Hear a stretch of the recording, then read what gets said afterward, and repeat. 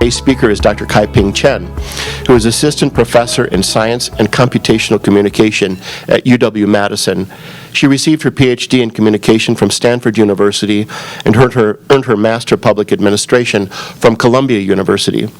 Dr. Chen's research experience lies at the intersection of science and environmental communication, deliberative democracy, digital equity, social computing, and computational social science. She is also a civic engagement practitioner, helping local governments and communities in the United States and China implement and analyze innovative practices of engaging and responding to communities. Today, Dr. Chen is going to talk with us about Artificial Intelligence Unveiled, the Road to Responsible Innovation. We look forward to your presentation, Dr. Chen, and we have made a gift to the Rotary International Polio Plus Fund in your honor to thank you for being here today. I also want to say that we will have question and answers afterwards, and our microphone operators will come to you. Let's please welcome Dr. Chen to the podium.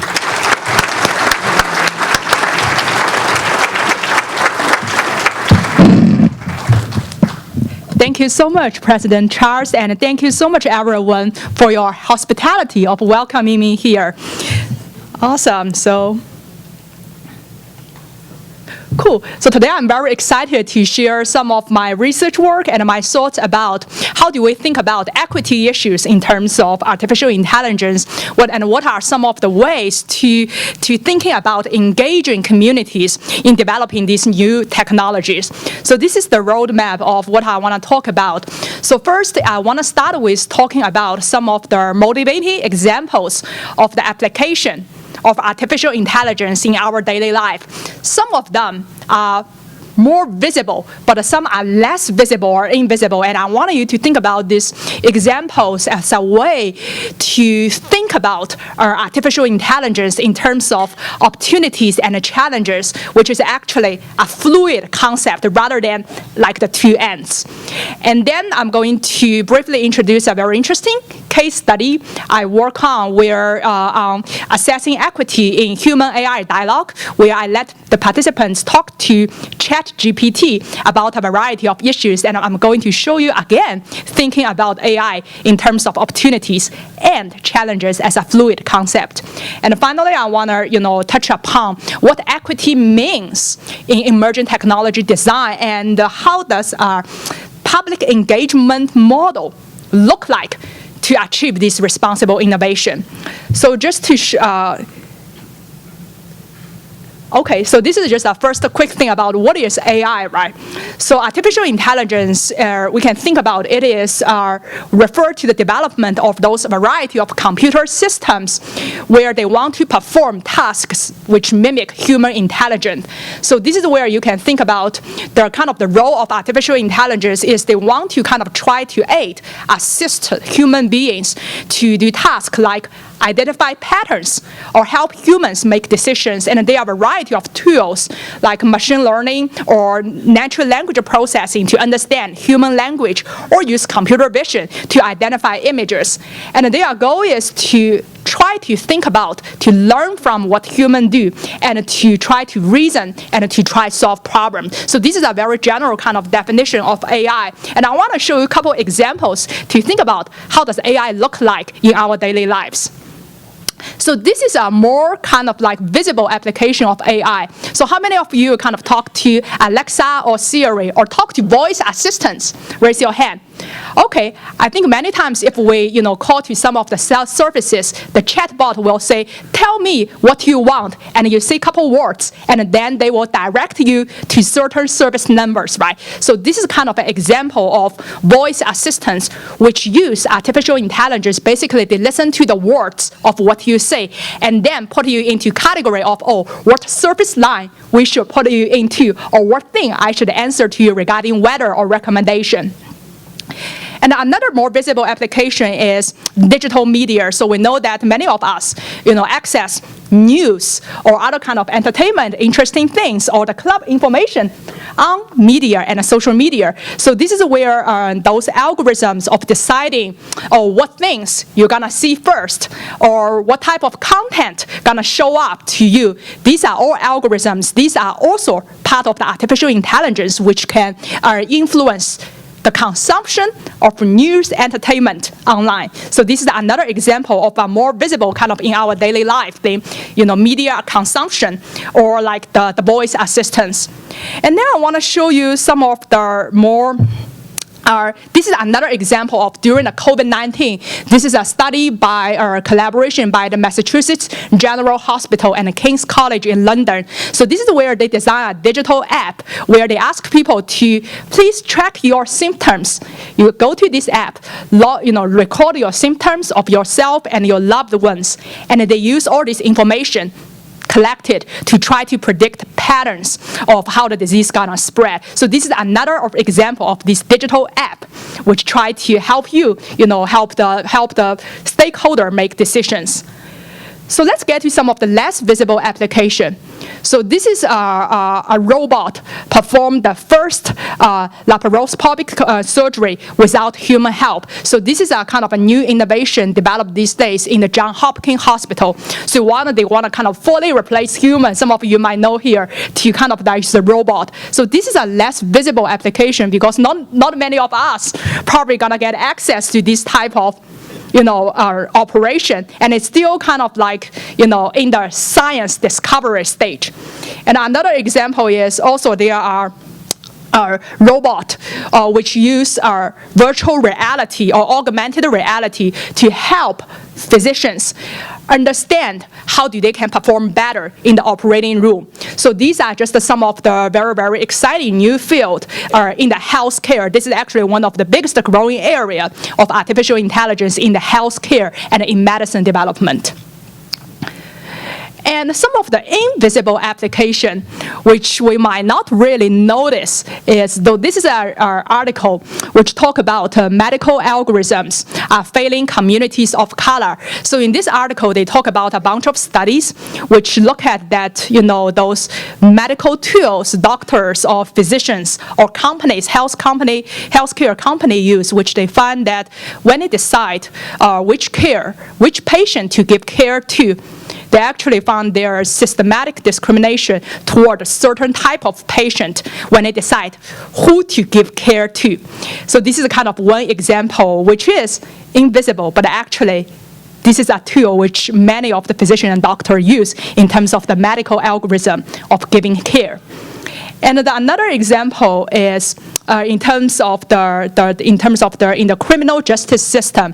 So actually, many of the state government and many agencies, they've already used these kind of the algorithms to decide who should be released to on trial or who should be on bail. So this is where is another example of these kind of like the invisible hidden algorithms, which is actually already applied in those very key critical areas like criminal justice, public safety, and also like the health care. And then another example is something related to the upcoming election.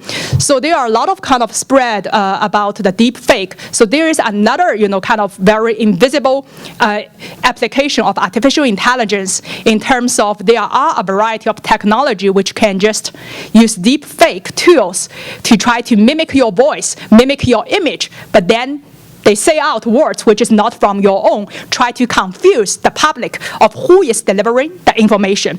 So this kind of like deep fake, those seemingly truthful videos are spreading on the internet, try to influence public opinion. So this is another kind of less visible application of artificial intelligence. So why I give this kind of a variety of examples from the voice assistants to the healthcare system to the exciting robot and to the deep fake news. This is where I want to kind of like help us think about the opportunities and the risks of AI as a fluid concept. So what do I mean by that? So you might hear many discussion talking about, there are lots of benefits of AI, but there are also AI thinking about they are trying to have a lot of risk in terms of hurting our privacy or safety or in terms of bias. But many of the times in this example, we can see that, for instance, in the case of voice assistants, we see that artificial intelligence, they actually offer information more conveniently to individuals. So you can just ask, hi, Alexa, what is the weather look like? Hi, Alexa, you can ask deeper questions. Can you tell me a little bit about what is artificial intelligence? You can also ask Alexa, right? So it actually makes information much more accessible and convenient to you. But also, on the other hand, it also offer false information more conveniently.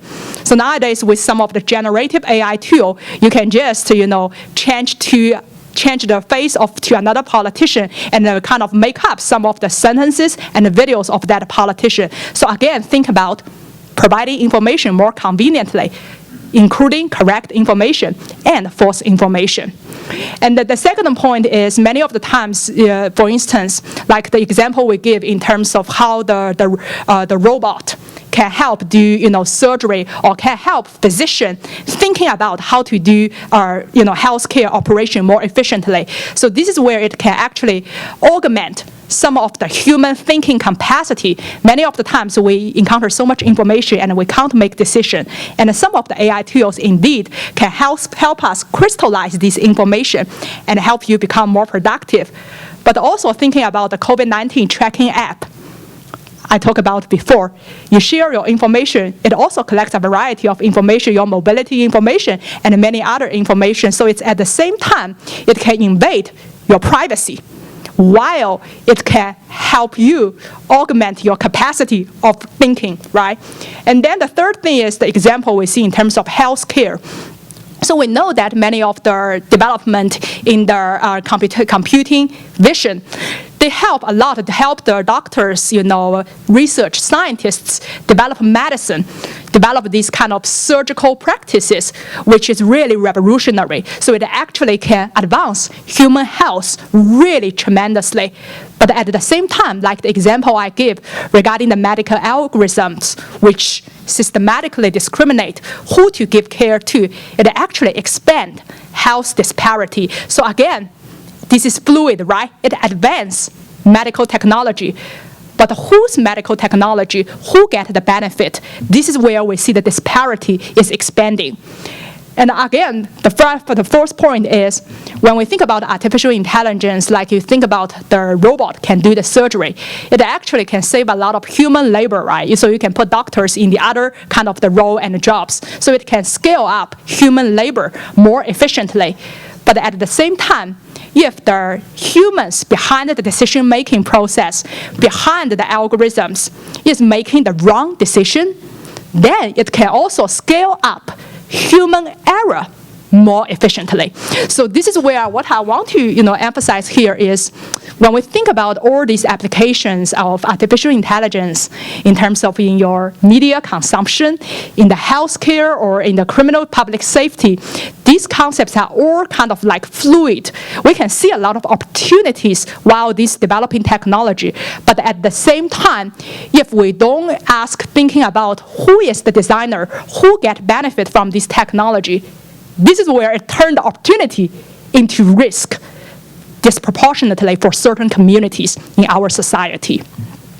So another example to show this is my research team, actually 2 years ago, before the ChatGPT was invented, we actually did a study on, at that time, GPT-3, which is the most advanced version. And we let our participants, like 3,000 online participants, they come from all over the world. We let them talk to GPT about, have dialogue, real-time dialogue with GPT about 2 issues: climate change, Black Lives Matter. And we build a system where we allow, our participants, they can just have real-time dialogue with the GPT. So I want to show you one interesting findings we have. So this is a picture on the top panel is people's dialogue with GPT about climate change. And on the bottom panel is people's dialogue on Black Lives Matter. And then what you see vertical here is what we call opinion minority, education minority. So these are the group of participants in our pool who are deniers of climate change, who don't support Black Lives Matter. So this is where they are the opinion minority. And the education minority, you can think about are those participants in our sample who have high school degree or below. So these are the two groups, but we also have, we can also think about demographics in terms of race, ethnicity, gender, and other things. But I want to focus on these two groups, opinion minority and education minority. So you see it on the different roles like people's satisfaction with GPT, people's rating of GPT, and people's attitude change. So the red bar here means that for this group, after they chat with GPT, they really, really hate these experiences compared to the other group, compared to the non-science deniers, let's say. And the same for the Black Lives Matter. For those people who do not support Black Lives Matter, after the chat, they say, I don't want to chat again. I hate my experience, right? They have worse experience. But then look at their circle change attitude. So this is where we see that it's the blue bar here. We ask those people their attitude toward the two issues before they are chat and after they are chat. And we actually see that after the dialogue with GPT, they actually become more supportive of the climate change. They believe climate change is real, and they also become more supportive of the Black Lives Matter movement. So we see a positive attitude change. So this is where we see that in terms of the conversational AI, it has an opportunity there where it can help people try to develop social learning and positive attitudes toward a critical social and science issue in our society.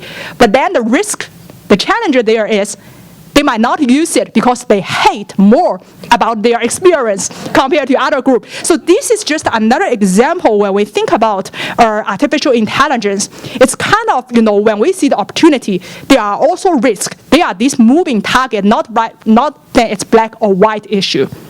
So then, what do we do about that, right? When we know that opportunity and risk are fluid, this is where I want to kind of turn to the concept of what do we mean by equity in artificial intelligence. And there are lots of wonderful practitioner and scholar work using the concept of responsible innovation. So responsible innovation, it means that taking care of the future through collective stewardship of science and innovation in the present. So collective stewardship is the key concept. So it's a model of thinking about we need to include every stakeholder, particularly communities, into the designing and deployment of this emerging and new technology. So what does that look like?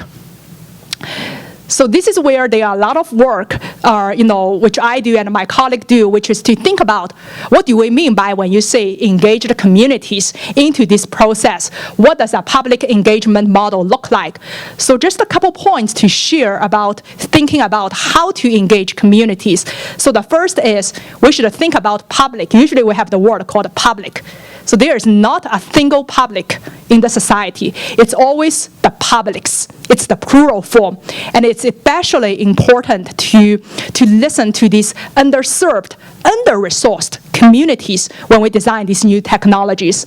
And the second is to think about lower the barrier of participating in this technology design. So this is there are a lot of wonderful work which talk about a concept called culturally responsive methods, which when you try to engage people to talking about this issue, right, you want to make it relevant to their daily life. And also you want to make the event as cool as the club event like today. So people will come to share their views. So this is a kind of like a second way thinking about a culturally responsive design to really attend to the needs of community.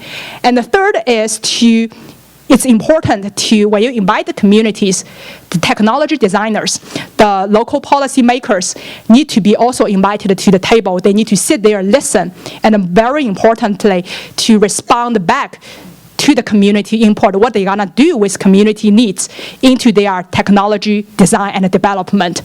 And there are also a lot of the scholarship talking about it's important to use storytelling where you try to engage the public rather than just show to the communities, here are the scientific facts, here are the numbers, then they get very boring. So we want to use kind of like stories. Just want to show you a couple of how this is gonna look like. So this is okay, so this is an event. Let me go back. Okay. So this is an event where we hold called the form of communication is called a mini public deliberation. So what you see in this picture is we brought African American communities in the Dane County to share their view about environmental justice issues regarding those kind of clean energy projects. So this is like we put them into the small group discussion, and on the right side of the picture is the Latino community. So in those kind of community events, we have those kind of lovely Mexican culturally relevant events to put people into those small group facilitated discussion to listen to their needs. So this is kind of one way of engaging the community member mini public deliberation. And we also have other tools which we call digital crowdsourcing. So not everybody can come to the on-site event. So this is where we build this open governance platform where people, we work with stakeholders like the local government and the technology designers to use these digital tools to ask people, listen to their needs. So these are just the two examples of what does in-person, this kind of deliberation forum and this digital crowdsourcing look like. So this is where I really like this quote from the interview from Sheila Jasanoff, who is the leading scholar in science and technology design. So she talked about that when we think about emerging technology issue, why it is important to engage the communities at the very, very beginning of developing and designing the technology. She mentioned that part of the problem is whether the right questions are being asked in the first place. If you know that this is the right question, you can create informed policy options, but if you are not even asking the right questions, the ones people care about, then no matter what the science says, you wouldn't be producing the right answers or options for the society. So this is why it's really important to ask people, what should we care? What are the right questions engaging the different ways artificial intelligence can benefit and pose risks to our society? So this is where it's really important to think about this right question at the beginning and who has the kind of the knowledge to share this right question. It's not always the scientists, the technology designers, but the community members. So finally, I want to share a slide with two books I really recommend on this topic. So the left side is the book called The Ethics of Invention, which helps the scholar think about what do we mean by, how we think about systematic bias, equity in terms of science and technology design.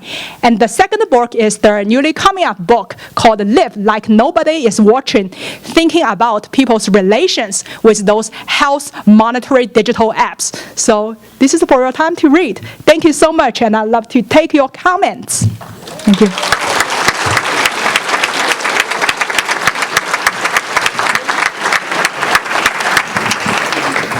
Stand up.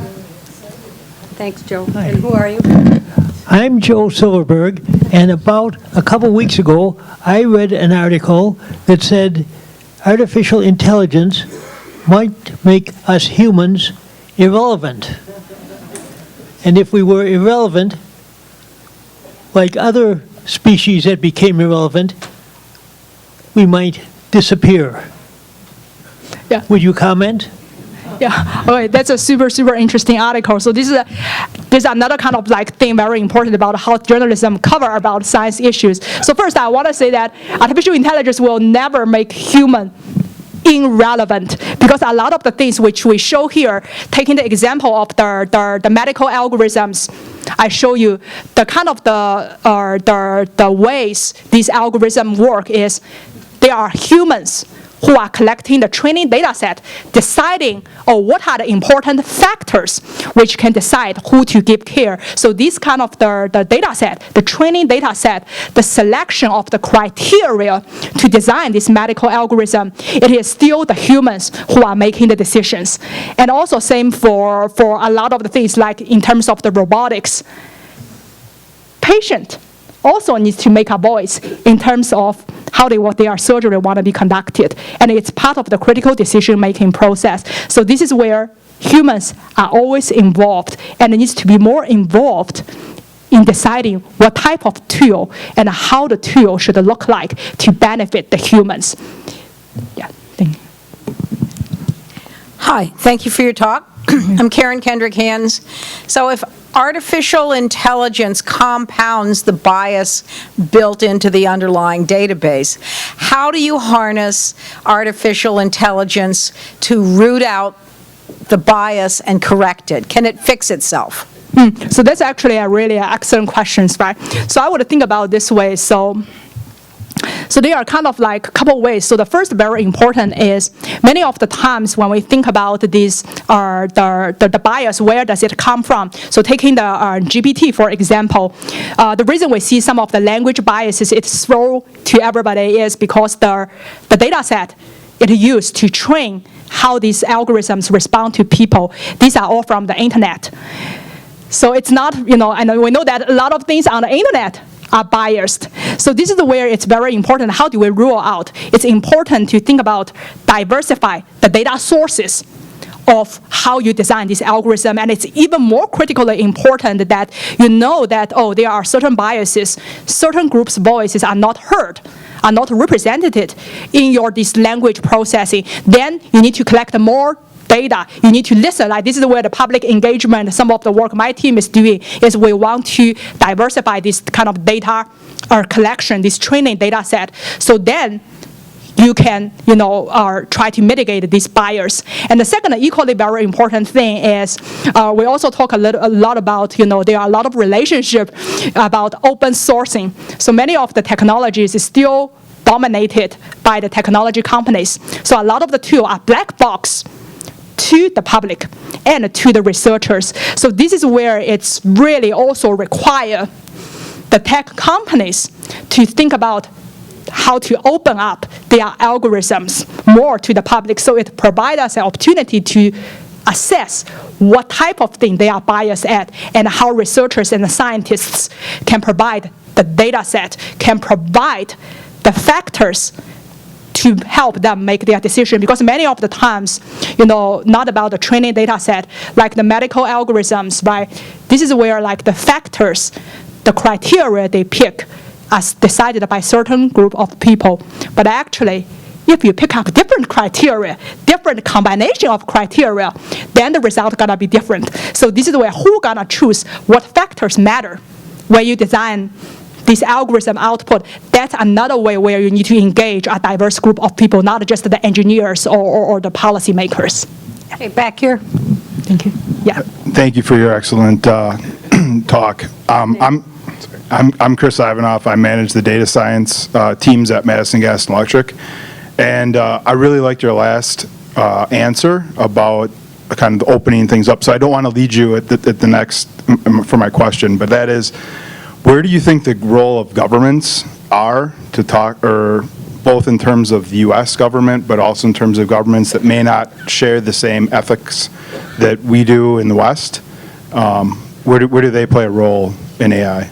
Thank you. So this is a really excellent question. I'm so glad you asked that. So I think the role of the government is we talk a lot about the regulating of this new development AI application. So the role of the government is really very important. They need to be the facilitator to put the technology companies to have dialogue with the public community organization. So they should facilitate this kind of conversation to listen to what the community wants and to create these dialogues first between the different stakeholders, which is different from what many of the government, like give it example, like just a couple months ago, the US government, they organized this summit where the politicians have a dialogue with those technology CEO, right, tech CEO. That that's okay to start. But then it's very important who are the other people in the room. They need to engage community organizations who really work in this public health sector, work in the public safety, criminal justice sector. So they need to bring these people together in the room. And then the second thing is the government, after they listen to this community, to technology company input, they have a role to be transparent and accountable of how does this community input, whose input drive their regulation, influence their policy making. So I think the second important role of government is to be responsive, give feedback, give response back to the public about what they are doing, what they are working on. Hi, my name's Ken Yuska.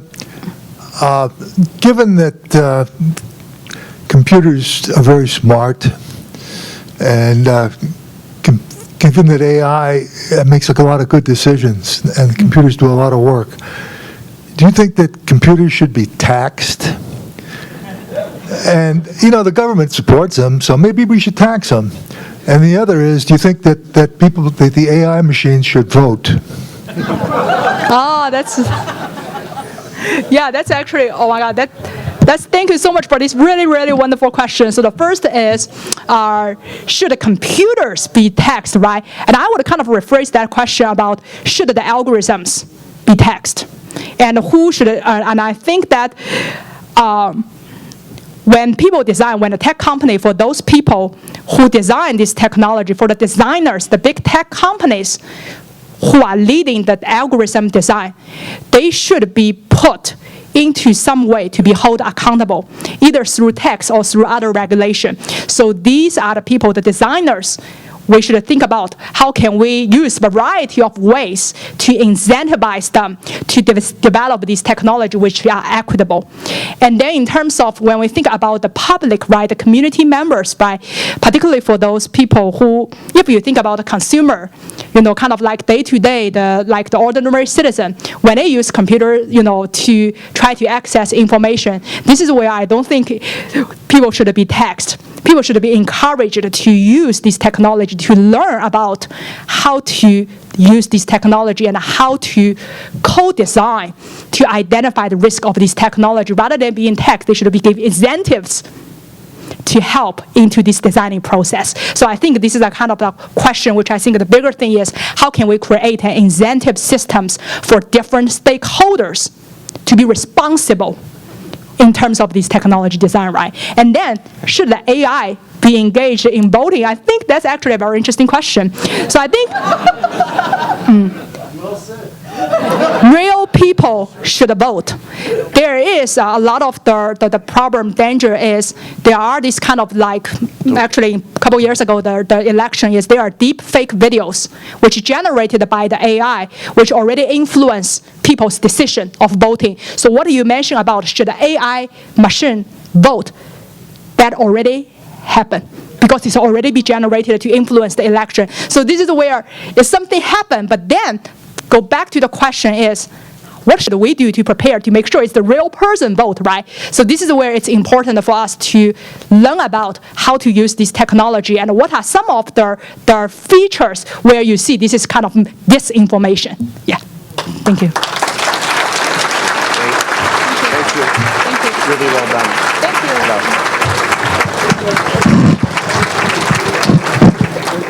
Thank you, Dr. Chen. That was very interesting, really well done. I know there are a number of other questions, but please come up and talk to Dr. Chen afterwards if she can stay a few minutes. Yep, she would love to, so thank you. And Brian Baskin, I don't see him here today, but he's already threatened me to do some deep fake bloopers. So we'll see. Just be aware of it. Next week, we will be hearing from UW-Madison Law School Dean Dan Tokaji on the subject of sustaining and strengthening American democracy. So we hope to see you all back here next week.